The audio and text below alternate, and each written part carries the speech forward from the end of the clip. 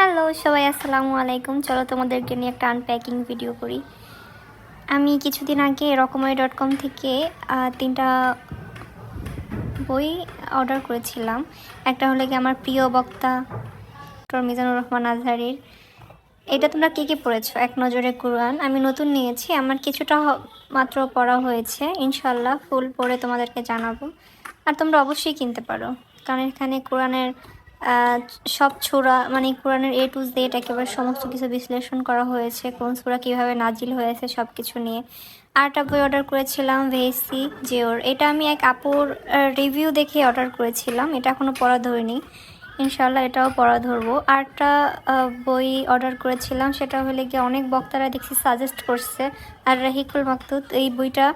তারপর আমি ভাবলাম যে এটা অর্ডার করি, আমাদের নবীজির জীবনী সম্পর্কে, সিরাত সম্পর্কে এখানে।